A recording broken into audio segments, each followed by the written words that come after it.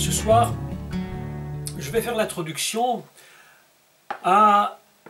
au thème de la circoncision, qui est un thème qui est quand même assez compliqué. Lorsque j'étais à Lyon, il y a quelques mois, un monsieur qui était présent lors de la conférence m'a demandé de pouvoir parler sur la circoncision du cœur. Évidemment, c'était assez compliqué de développer le thème sur quelques minutes. Je lui ai donc promis de faire un cours en ligne et de lui nous faire parvenir. C'est pourquoi ce soir, c'est sur ce thème que je voudrais parler. Je croyais qu'on pouvait en parler sur 1 heure, mais je pense que ce sera vraiment, vraiment impossible de le faire en 1 heure. Donc, je commence aujourd'hui et puis on verra quand ça s'arrêtera. Peut-être la semaine prochaine, peut-être la semaine suivante, je ne sais pas, nous allons voir. Néanmoins, donc, ce cours est très important. C'est un thème extraordinairement délicat parce que vous savez que lorsque l'on parle de la Torah, lorsque l'on parle des principes, je dirais, judaïques, on se heurte quand même à pas mal de questions et à pas mal de problèmes. Et surtout dans ces dernières années où il y a un retour vers les textes de la Torah pour essayer de comprendre de quoi il s'agit réellement et non pas de certaines doctrines qui courent dans les églises, bien que tout ne soit pas faux, évidemment, dans les églises. Évidemment que tout n'est pas faux et erroné. Néanmoins, il y a un retour vers la Torah qui, je crois, est très très important. Et parfois, le problème qui se pose, et je l'ai remarqué à plusieurs niveaux, c'est que j'ai contacté quelques groupes, et certains groupes retournent non seulement à la Torah, mais dans un système très très très judaïsant, qui va même jusqu'à retourner dans des lois de Moïse, et qui se remettent eux-mêmes sous des lois très très contraignantes. Et là commence véritablement un problème. Donc lorsque nous parlons des thèmes comme la circoncision, nous parlons du Shabbat, nous parlons d'Israël, nous parlons de Jérusalem, enfin tous ces termes tellement compliqués, il y a tellement de questionnements qui se font, tellement d'idées différentes et de contradictions qu'on se heurte parfois véritablement à des conflits. Donc aujourd'hui, je me suis dit, c'est impossible pour moi et pour vous de parler de circoncision en faisant des raccourcis. Vous savez, on a souvent l'habitude de faire des raccourcis, c'est-à-dire, je dis oui ou je dis non, c'est comme ça, pas comme ça. Alors que je pense que dans l'enseignement, la force d'un enseignement, c'est de savoir équilibrer, de savoir peser les mots, peser les idées, pour que ce ne soit pas une réponse simplement oui-non, mais que nous allions équilibrer tout cela. C'est ce que je vais tenter, avec mes moyens, de faire aujourd'hui en parlant de la circoncision. Je ne dis pas évidemment que tout sera dit, que j'ai tout compris sans erreur, pas du tout, parce que si on parle de circoncision, c'est un thème qui est infiniment grand. Donc j'ai décidé de le faire en plusieurs parties. Et aujourd'hui, ce qui est très important, c'est d'expliquer quel est le fondement même de la circoncision, à quel moment il apparaît dans la Bible, comment il se développe, comment, lorsqu'on en arrive dans ce que nous appelons, peut-être pas justement, mais enfin on le dit comme cela, lorsque nous arrivons dans le Nouveau Testament par rapport à l'Ancien, mais vous voyez, les termes ne sont pas très très choisis parce que je l'exprime comme cela, parce que c'est plus facile de comprendre, c'est l'habitude, même si ce n'est pas extrêmement juste. Mais lorsque nous arrivons donc dans le Nouveau Testament, on voit qu'il y a des contradictions, mais absolument incroyables. On voit que, d'un côté, l'apôtre Paul va dire que la circoncision et l'incirconcision ne sont rien. D'un autre côté, on va nous dire que l'apôtre Paul va circoncire, et d'un autre côté, il ne va pas circoncire. Dans quel cas le fait-il? Puis, il y a qu'est-ce que la circoncision pour les Israélites, les gens qui font partie donc du peuple d'Israël. Aujourd'hui, on a cette habitude, évidemment, de parler de la circoncision des Juifs. Mais lorsqu'on parle de la circoncision des Juifs, évidemment, on est extrêmement réducteur. Pourquoi réducteur? Parce que les Juifs, ça vient de la tribu de Juda, du Juda. Donc on parle d'un 12e d'Israël.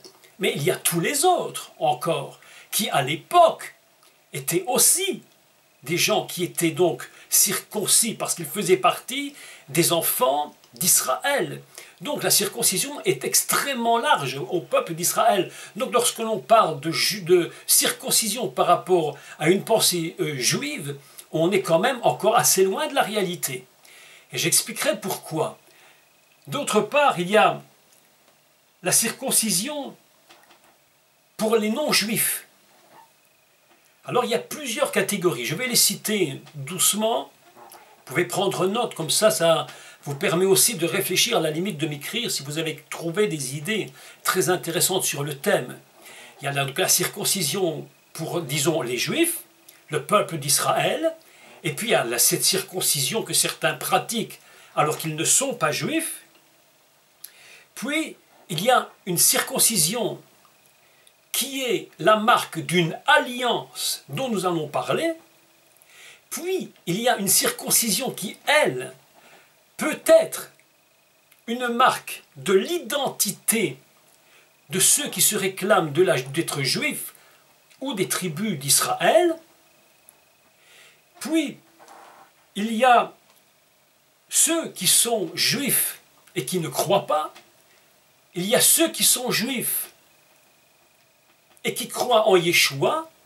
Donc vous voyez, toutes ces catégories différentes de personnes sont confrontées à ce principe de la circoncision. Il y a actuellement en Israël un groupe assez important maintenant, qui grandit de plus en plus, et qui, eux, ne pratiquent pas la circoncision, mais qui pratiquent ce qu'ils appellent la Brit Shalom, c'est-à-dire l'alliance par la paix, si vous voulez. Pourquoi font-ils cela? Est-ce qu'ils ont raison ou est-ce qu'ils ont tort? Comment doit se comporter une personne qui n'est pas juive, mais qui contacte des juifs? Comment doit se comporter une personne qui croit dans le Messie, qui n'est pas juive? Doit-elle se faire circoncire ou non? Si oui, pourquoi? Sinon, pourquoi? Donc vous voyez que lorsque l'on parle de la circoncision, le thème devient extrêmement complexe. Et c'est pourquoi je crois qu'il faut vraiment être très prudent avec les raccourcis. C'est comme dans tout ce que l'on enseigne, les raccourcis sont très dangereux parce qu'on met les gens dans des situations extrêmement compliquées. Cela crée au sein des différentes communautés croyantes en Yeshua parfois des divisions, des séparations même. Parce que quelqu'un dit j'ai raison, l'autre dit non, c'est moi qui ai raison. La question que je veux aujourd'hui, c'est répondre. Qu'est-ce que la circoncision et à quoi sert-elle? Pourquoi être circoncis? Et pourquoi la circoncision? Et là, la question quand même est très importante. Et pour parler de ce thème de circoncision, il faut remettre nos esprits bien en place, ne pas parler avec des tabous sur la sexualité, parce qu'en finalité, quand on parle de circoncision, on parle de toucher à l'organe sexuel masculin. Donc ça demande que l'on ait quand même une tête bien claire. Et vous savez que au niveau de la sexualité et des relations qu'il peut y avoir dans la sexualité, notre monde aujourd'hui est arrivé à un état de perversité extrême. Donc, ça nous demandera beaucoup de sagesse, de propreté mentale, pour que je puisse évidemment vous parler de tout cela sans rien cacher, dire strictement ce qu'est la vérité, ce qu'est la circoncision dans la vérité. Et je vais m'attacher à cela maintenant, et pour cela, nous allons commencer ce cours en expliquant à quel moment la circoncision va intervenir. Pour ce faire, nous allons devoir retourner dans le livre de Bereshit et au chapitre 17. Je ne lirai qu'une partie, parce que le reste, je vais le commenter, pour vous montrer à quel moment le principe de la circoncision est intervenu. D'accord? Donc vous prenez votre Bible, si vous l'avez, ou la Torah, en hébreu, comme vous voulez. et je vais vous expliquer cela. Donc, lorsque nous prenons Bereshit, et au chapitre 17, en entier, vous allez constater une première chose. C'est que le chapitre 17 commence avec le changement de nom d'Abraham en Abraham. Je rappelle à ceux qui écoutent ce cours ou qui l'écouteront plus tard, qu'ils peuvent toujours retourner sur le site ou sur YouTube pour écouter un cours, ou plusieurs, je ne sais plus combien, d'ailleurs je crois un cours, qui s'appelait, si j'ai bon souvenir, ça fait des années, qui s'appelait le changement de nom. Ainsi donc, le chapitre 17 commence par le changement de nom d'Abraham. Et le changement de nom, je suis obligé d'en parler tout de suite, parce qu'il est lié, mais alors complètement lié avec la circoncision. La circoncision n'est pas quelque chose qui est apparu comme ça par hasard à un moment donné, dans une situation n'importe laquelle. Il y a toujours dans la Torah des relations entre les textes. Parfois un texte peut paraître extrêmement surprenant. On se dit mais qu'est-ce que ce texte vient faire à cet endroit? C'est une petite phrase qui est là, on dirait, en français on dit ça tombe comme un cheveu dans la soupe. On dit mais qu'est-ce que ça fait là? Est-ce que ce n'est pas là pour nous ennuyer? Non. Et souvent même, et c'était mon cas autrefois, je passais certains textes parce que je me disais ça je ne comprends pas pourquoi c'est là. Aujourd'hui, nous devons bien comprendre que lorsque nous lisons la Torah, tous les textes se collent les uns aux autres pour des raisons. Ici, en l'occurrence, la première chose qui nous est enseignée, c'est que l'Éternel lui-même, il dit qu'Abraham tomba, il dit on ne t'appellera plus Abraham, mais ton nom sera Abraham, car je te rends père d'une multitude de nations. Nous rappelons ces phrases. Je te rends père d'une multitude de nations. Et donc, voilà que Dieu lui-même change le nom d'Abraham en Abraham. Personne n'est intervenu pour cela. Dieu seul est responsable de cela. Et puis le texte, normalement, vous allez comprendre pourquoi je dis ce mot, mais il serait normal, disons-le ainsi, que après avoir changé le nom d'Abraham en Abraham, que Dieu lui dise « Abraham, écoute, maintenant, tu vas changer le nom de ton épouse Sarai en Sarah. » C'était la suite absolument logique. Il n'y avait aucune raison pour que ce soit autrement, en apparence. Je change ton nom, et puis je te donne, toi, maintenant que ton nom est changé, de prendre cette responsabilité de toi-même changer le nom de ton épouse. Mais voilà que quelque chose se produit de très surprenant, c'est que entre les deux changements de nom est introduit un texte dont on se demande bien pourquoi il a été mis là et non pas juste après. Puisque juste après le changement d'Abraham, le nom de Sarai en Sarah, on parle de la circoncision et qu'il a circoncis tous les mâles qui étaient en Israël. Mais voilà qu'entre les deux changements de nom est introduit un texte, et pourquoi est-il mis à cet endroit? Pourquoi pas après?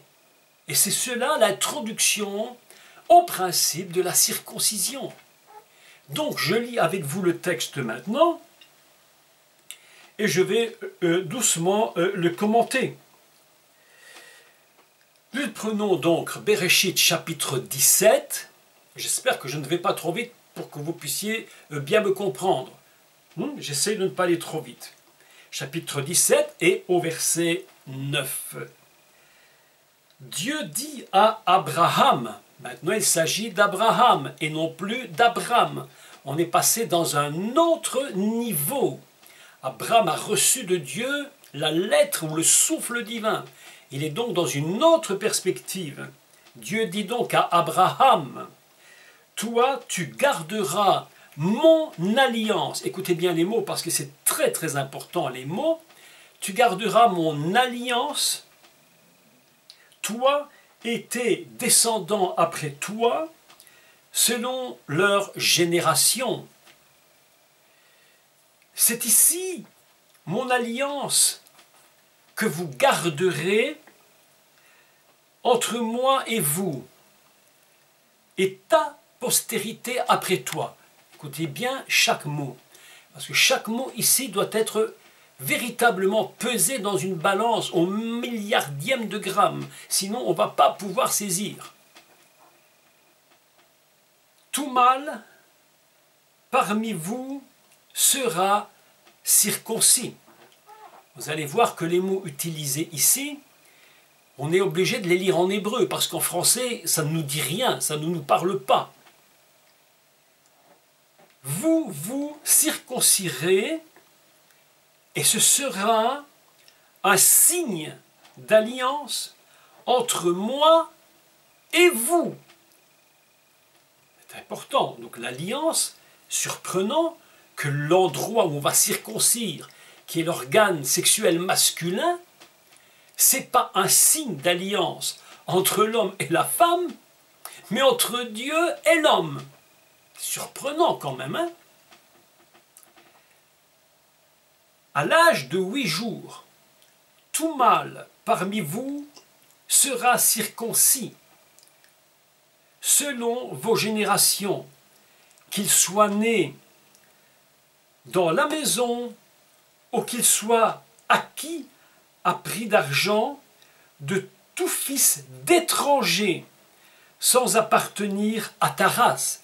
Mais écoutez les mots, parce qu'ici vraiment, là on est en train de placer des fondements, mais absolument incroyables. Les étrangers même qui seront là dans ce lieu seront eux-mêmes, je vais dire, participants de l'alliance. Vous vous souvenez que lorsqu'on parle des étrangers, il y a un mot très intéressant dans la Torah, dans le livre de Shemot. Au moment où Dieu dit à Moshe, tu feras comment on dit en français, une arche, Aaron, et tu feras autour une couronne, et que le mot couronne signifie aussi étranger. Donc, nous voilà ici dans des résonances d'idées absolument fabuleuses qui font que ce qui va couronner, mais d'une façon absolument extraordinaire, cette arche de l'alliance, c'est l'étranger lui-même. C'est lui qui est la couronne même de l'arche. Vous pouvez imaginer ce que cela représente au niveau de ce qu'on appelle le salut des nations, des familles de la terre. Je fais une parenthèse. Vous vous souvenez que Dieu avait dit à Abraham, tu seras un Gohim Gadol, un peuple grand, et que les nations ne sont pas appelées Gohim dans ce texte-là, mais elles sont appelées Mishparot, ce qui veut dire les familles de la terre. Aujourd'hui, les mots ont tellement changé, ont tellement évolué. Même dans la pensée juive, il y a des mots qui évoluent véritablement. C'est comme s'ils avaient pris leur valise et étaient partis en exil pour nous apporter une autre idée.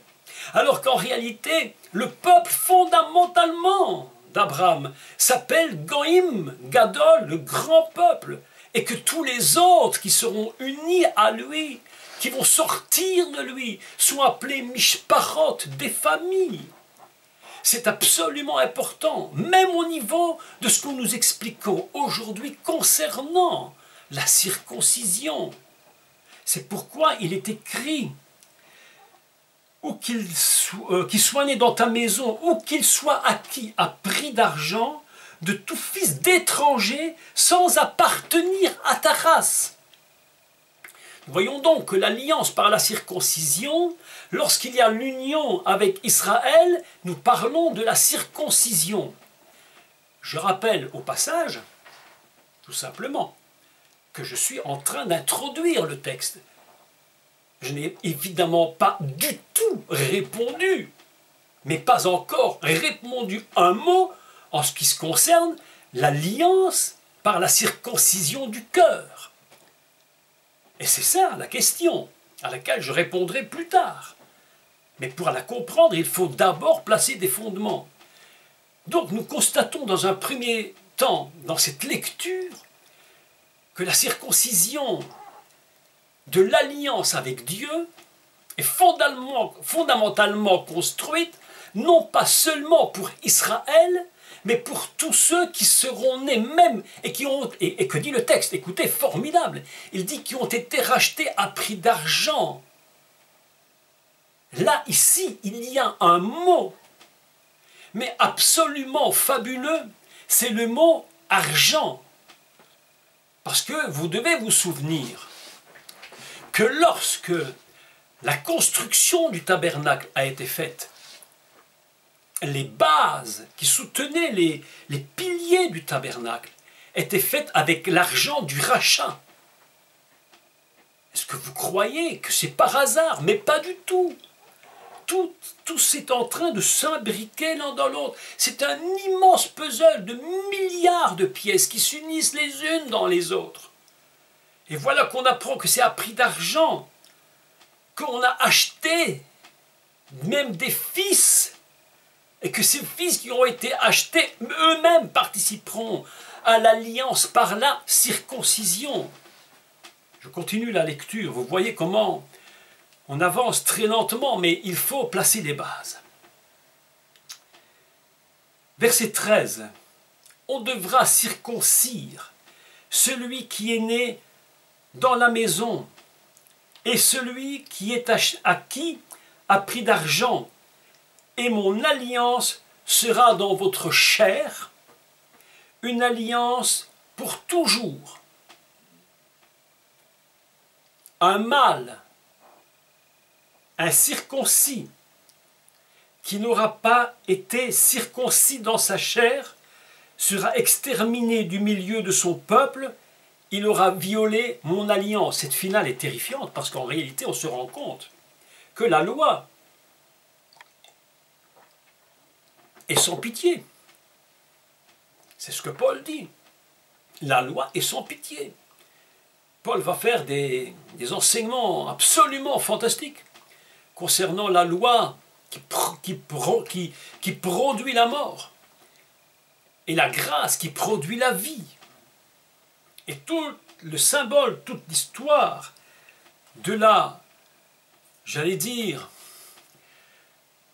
qui entraîne le salut est fondamentalement lié à la circoncision, mais laquelle? Donc voilà, je reviens maintenant après cette lecture à ce que je disais. Dans un premier temps, le signe de l'alliance a été donné, et j'explique pourquoi, à Abraham entre les deux changements de nom. Parce que Dieu veut montrer par là une vérité, mais absolument fantastique.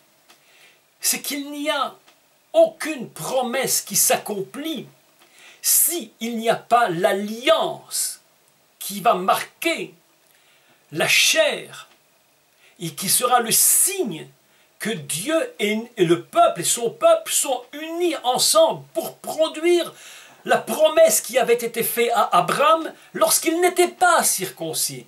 Il lui avait dit, mais tu auras un fils, tu auras une descendance, ta postérité, tu l'obtiendras, tu auras un fils. Mais pour que le fils vienne, il va falloir qu'il y ait la marque de l'alliance. C'est pourquoi ce texte est imbriqué entre les deux changements de nom, parce que Dieu veut nous dire par là, il ne suffit pas que nous ayons changé notre nature profonde, mais il faut que pour cela se produise qu'à l'intérieur même de ces natures profondes soit marqué fortement dans la chair le signe de l'alliance. Et le signe de l'alliance, ce sera la circoncision. Et je vais expliquer pourquoi et que veut dire ce mot réellement. En hébreu moderne, ou peut-être pas tout à fait moderne, mais enfin disons moderne d'aujourd'hui, c'était comme ça peut-être hier, il y a peut-être un siècle, je ne sais pas trop, mais On appelle cela Brit Mila, l'alliance par la coupure. Donc, nous apprenons par là que pour qu'il y ait alliance, il faut qu'il y ait une coupure et qu'il y ait quelque chose qui se soit détaché. La question qu'on se poserait, évidemment, et qui est très importante, c'est pourquoi l'alliance va-t-elle se faire sur cet organe masculin? Vous savez que dans la Torah, il y a d'autres marques dans la chair que la circoncision. Par exemple, lorsqu'un serviteur ne voulait pas quitter son maître, parce qu'il trouvait que son maître était probablement un homme formidable, un homme bon, et que le serviteur désirait rester avec lui, eh bien on lui perçait l'oreille, il y avait une marque, un signe, comme quoi cet homme avait décidé de demeurer avec son maître. À partir de ce moment-là, il ne le quittait plus. Donc il y avait cette marque. Pourquoi? Voilà la question, pourquoi un signe d'alliance au niveau d'un organe sexuel? Surprenant. Nous devons évidemment expliquer cela. Pourquoi une coupure? Pourquoi du sang? Donc pourquoi tout cela doit-il être mis, j'allais dire, en exergue pour que l'on puisse avoir cette alliance avec Dieu lui-même? La première fois que Dieu fait alliance avec Abraham, il faut différencier les mots, Abraham et bien entendu Abraham, c'est lorsque il va faire une alliance avec lui pour la terre. Nous allons lire un texte. Je l'explique ainsi pour que vous compreniez la différence. Parce que tout compte fait, que Dieu fasse alliance d'une façon ou d'une autre, est-ce que ça a beaucoup d'importance? Donc j'explique une des premières choses que Dieu dit à Abraham pour cette alliance. Ça là, nous le trouvons au chapitre 15 du livre de Béréchit. Je ne lis pas tout le texte, c'est un peu long. Je cite ce qui s'y passe. Abraham va donc recevoir la promesse d'être le père de multiples nations et que beaucoup de familles de nations sortiront de lui. Abraham va produire deux choses. Il va faire des séparations d'animaux qu'il va couper. Je ne rentre pas dans tous les détails parce que ça déjà en soi tout un cours énorme. Je cite simplement le fait. Il va couper ces animaux en deux, il va les partager, il va les mettre de part et d'autre. Et puis, la Bible nous enseigne que le feu va passer au milieu. Je raccourcis tout. Et puis, à la fin, il est écrit ceci, au verset 18, chapitre 15, verset 18. Cette première alliance va entraîner quelque chose de très particulier. Et il dit ceci, en ce jour-là, l'Éternel fit alliance avec Abraham, et il est bien question ici de Brit, c'est-à-dire le mot alliance lui-même, et dit, je te donne ce pays à ta postérité. Et j'arrête là. La première alliance qui est faite, elle est donc construite sur le principe de la séparation, de la découpe des animaux en deux, et quelle est la promesse, l'alliance qui s'attache à à ce qu'il vient de faire, c'est la terre. Je te donne ce pays à ta postérité. C'est donc la terre qui est donnée à Abraham. Cette promesse et cette alliance va produire la terre sur laquelle ils vont habiter. Et cette alliance, elle est marquée par les animaux. Quelle différence y a-t-il maintenant entre cette alliance et pourquoi Dieu va-t-il refaire une nouvelle alliance? et que cette alliance, elle, ne sera plus du tout par rapport à la terre, elle sera par rapport à l'alliance avec Dieu et à la postérité, c'est-à-dire lorsqu'il dit à ta postérité, il parle évidemment du Mashiach. Et cette alliance qui parle du Mashiach, ce n'est pas seulement une alliance qui va être à la terre, mais c'est une alliance qui sera dans sa propre chair. C'est pourquoi il dit qu'il va lui donner à ta postérité. Donc, je relis le texte, verset 10, « C'est ici mon alliance que vous garderez entre moi et vous, entre moi et vous, et à ta postérité. » Autrement dit, il y a deux choses qui se produisent au niveau de l'alliance, à travers cette circoncision qui va se faire. C'est une alliance au niveau du mot « vous », c'est-à-dire tous ceux qui sortiront de vous, et tous ceux qui seront ajoutés, même les étrangers, et puis il rajoute « et à ta postérité ». C'est la raison pour laquelle l'apôtre Paul va dire qu'il ne s'agit pas de tes postérités, c'est-à-dire de tes descendants, mais ta postérité comme s'agissant du Mashiach. C'est pourquoi la circoncision, écoutez bien, c'est très important. Ce n'est pas une question seulement de juifs. La circoncision dans la chair, elle est la marque, avant que vienne le Mashiach, de l'union qu'il y aura entre ceux qui seront ses descendants, c'est-à-dire le mot « vous », et ta postérité. Il s'agit donc ici du Mashiach. Et nous allons voir plus tard qui est fondamentalement la véritable circoncision et comment elle va s'accomplir. Et nous allons essayer de comprendre à ce moment-là pourquoi, comment va s'exprimer l'apôtre Paul. J'écoutais il y a quelques jours un rabbin qui disait que Paul était un illustre ignorant qui ne comprenait rien et qui avait mis le monde entier dans une catastrophe absolument incroyable. J'ai écouté ça d'une oreille en me disant, mais je crois qu'ils n'ont vraiment pas compris qui est réellement le Mashiach.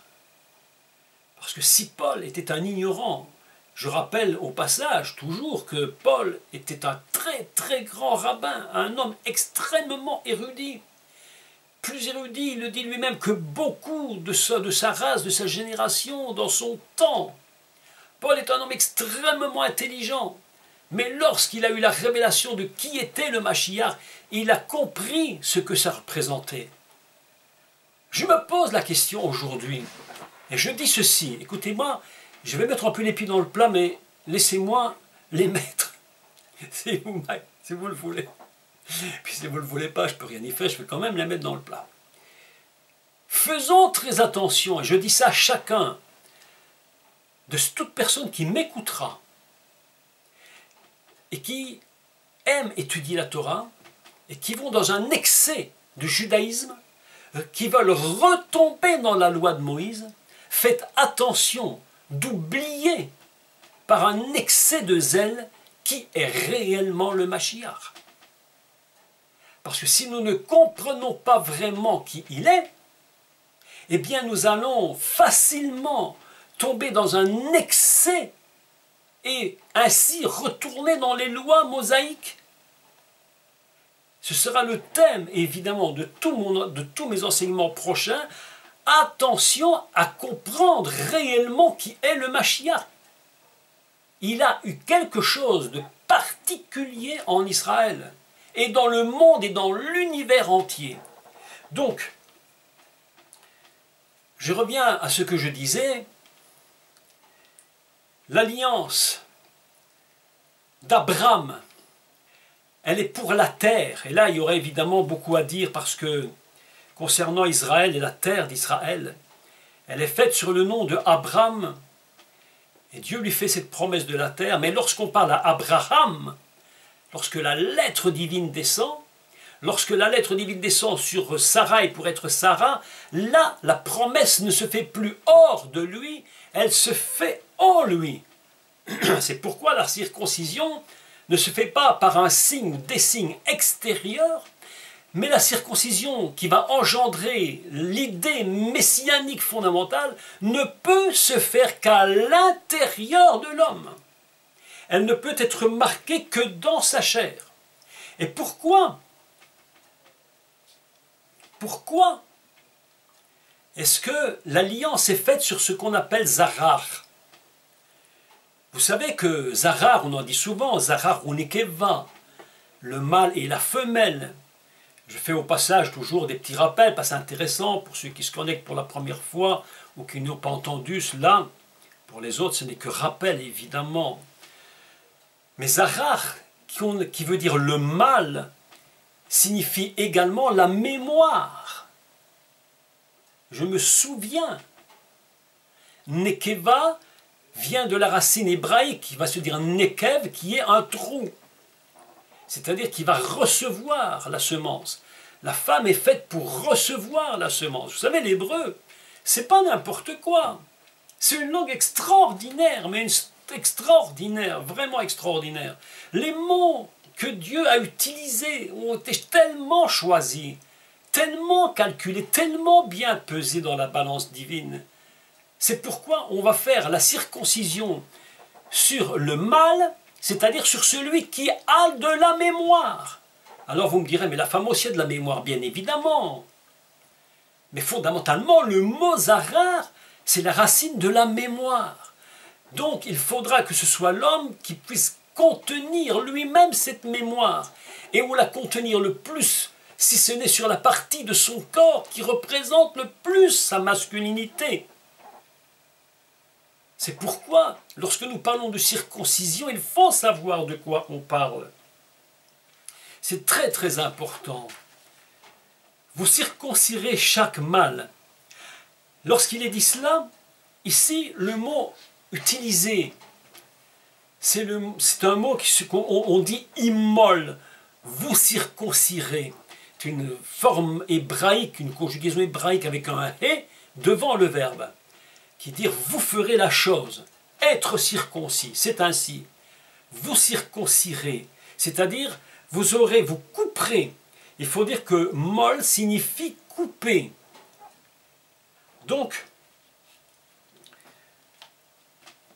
toute personne qui va avoir la coupure, et nous comprenons que toute personne qui a une coupure au niveau du prépuce, je vais expliquer pourquoi, il est dans l'alliance, il a le signe et la marque de l'alliance. Ce n'est pas le signe de l'alliance entre un homme et une femme physiquement, parce que même le juif qui est marié homme, qui est circoncis et qui n'est pas marié, ça ne change strictement rien. Il est quand même dans l'alliance avec Dieu. Et même pour certains, la circoncision pour un juif, c'est comme une marque d'appartenance au peuple juif. Mais je vais vous dire une vérité malgré tout. Même un juif qui n'est pas circoncis, ce n'est pas la circoncision qui fait de lui le juif. Le juif est juif parce qu'il est né juif. Et la circoncision, c'est la marque en plus. Mais même s'il n'est pas circoncis, ça ne change rien, il est juif. Qu'est-ce que ça peut changer pour lui? Rien, absolument rien. À la limite, ça ne lui donne même pas l'identité. La circoncision n'est pas l'identité du juif. La circoncision, Dieu dit, c'est le signe de l'alliance que tu as avec Dieu. Et tu peux être juif si tu n'as pas le signe. Je parle toujours à l'époque des signes, nous parlons d'Abraham. Même si tu n'as pas le signe, ça n'empêche pas que tu fais partie du peuple d'Israël. Aujourd'hui, en Israël, le juif circoncis, le juif incirconcis, et ça n'empêche pas qu'il est quand même juif.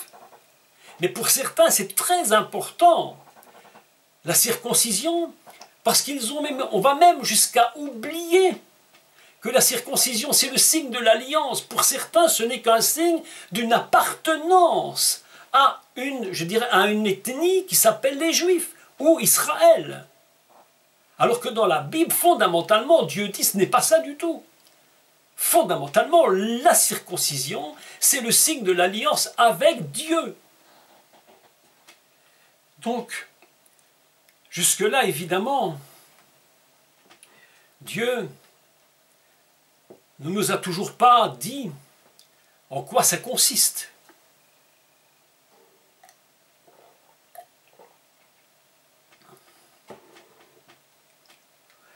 Et dans Bereshit chapitre 17, 11, vont apparaître des mots différents.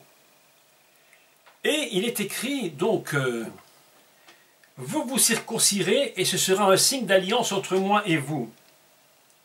En hébreu on dit un maltem basar arlaterem. Ça veut dire vous couperez la chair de l'excroissance. Et almaterem de votre excroissance, de vos excroissances, signifie donc du prépuce. Alors j'explique les mots hébreux parce qu'ils disent voir ici il y a comme une sorte de contradiction incroyable. Contradiction incroyable. Lorsqu'on parle de arlaterem, c'est-à-dire de l'excroissance, du prépuce, le mot arla, qui s'écrit Ain, Resh, Lamed, He, signifie le contraire de ce que nous croyons souvent. Pas pour tout le monde, évidemment.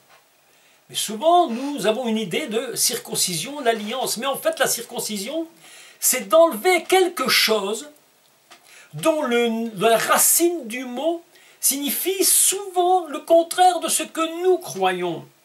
Le mot arla, qui signifie prépuce, c'est une racine qui peut signifier le contraire de ce que nous croyons, c'est-à-dire incirconcis, mépriser, découvrir, avoir en abomination. Ce que Dieu dit, eh bien, vous voyez, comme le texte est surprenant, que cette racine hébraïque signifie des choses extrêmement négatives. Et il dit, c'est pourquoi vous couperez, il faut faire une alliance par la coupure, il faut couper quelque chose qui représente donc de la circoncision, quelque chose qui est méprisable, il faut découvrir quelque chose qui peut être en abomination. Et le mot arla, si on le prononce aril, signifie celui qui a un cœur endurci. Comment faire une alliance avec Dieu? Eh bien, en enlevant, en supprimant la dureté d'un cœur, en n'étant plus en abomination pour lui, en n'étant plus méprisé ou méprisant. C'est pourquoi le commencement de la circoncision fonctionne sur ce principe.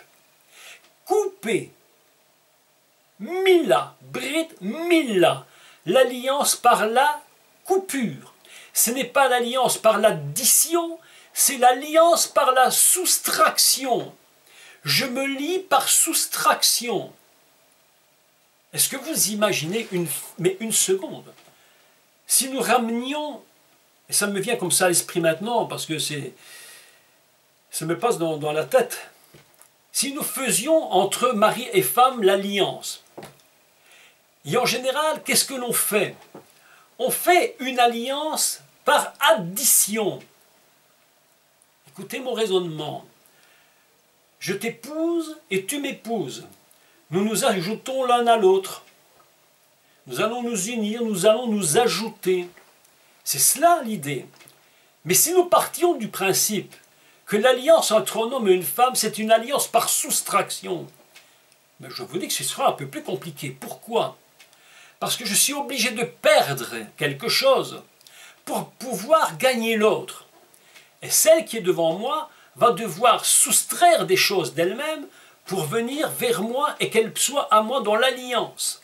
Donc, le principe d'un mariage, c'est une parenthèse que je fais, mais bon, elle me vient à la tête et là, je pense intéressante, que le problème des mariages, c'est qu'on essaie de s'unir sur des additions, c'est-à-dire des choses qui fonctionnent bien en s'additionnant, alors qu'en fait, on devrait comprendre qu'un véritable mariage fonctionne sur la soustraction des choses. C'est-à-dire que je suis capable d'abandonner certaines choses pour pouvoir m'attacher à l'autre. La véritable alliance n'est pas de l'addition, mais de la soustraction. Vous savez que ceci, qu'un mariage, beaucoup de jeunes viennent lorsqu'ils parlent de mariage, et l'autre jour, lorsque j'étais chez mes amis qui sont ici en ligne là, je parlais avec le jeune homme et la jeune dame, je leur disais, vous allez vous marier, c'est bien, mais vous avez constaté que en fait, la difficulté de l'alliance, il est vrai que la difficulté de l'alliance n'est pas de s'unir dans les compatibilités. Tout le monde s'unit avec des compatibilités. Mais bien entendu, ça ne demande aucun effort, la compatibilité. Tu mets dans l'eau, de l'eau, ça s'unit. De l'huile dans l'huile, ça s'unit. Mais lorsque tu comprends qu'un véritable mariage, c'est d'arriver à unir des incompatibilités, ça signifie quoi cette incompatibilité? Ça signifie que je suis obligé d'abandonner certaines choses qui sont incompatibles. Et l'autre va être obligé aussi d'abandonner certaines choses. C'est-à-dire que le véritable mariage se construit sur des capacités où nous allons comprendre nos incompatibilités. Maintenant, parlons, revenons, et je ferme la parenthèse, revenons, et je vais clôturer bientôt. L'homme va être, on va lui supprimer donc une part de sa chair qui est arla, le prépuce, parce que cela a un sens hébraïque très fort, qui ne peut pas garder. Mais on se demande, mais la femme elle-même, pourquoi la femme, elle, n'a-t-elle pas non plus une marque dans sa chair? Mais en réalité, elle a une marque dans sa chair, bien évidemment. Et maintenant, nous allons parler très simplement, très sainement, de ce qu'est la marque de la chair de la femme. Lorsqu'une femme est avec son mari, et que pour la première fois, ils auront une relation ensemble, il y a quelque chose qui sera également déchiré. L'hymen sera déchiré. Parce que sans déchirement, il est impossible que la semence puisse trouver la place où elle pourra se développer. Et l'humanité entière fonctionne sur le principe féminin. C'est-à-dire que la femme, elle aussi, a une marque en elle. Vous savez, lorsque la première marque a été faite, lorsque Noah est sorti de l'arche, ou plutôt après 40 jours, lorsque l'arche s'est posée, il a lâché la colombe une fois, il l'a lâchée, elle est revenue, il l'a relâchée. Et la Torah nous dit qu'elle est revenue avec ce qu'on appelle une branche d'olivier. Et le mot branche, ici, une petite brindille d'olivier, ça s'appelle en hébreu taraf, qui signifie une déchirure. Ainsi, la femme elle-même dans son corps. Mais vous voyez les images que ça représente. Elle a une marque aussi d'une déchirure. C'est-à-dire elle va perdre quelque chose.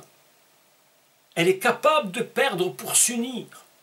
Ainsi, l'homme, dans l'image que représente la circoncision, c'est une suppression pour l'alliance, et non pas une addition.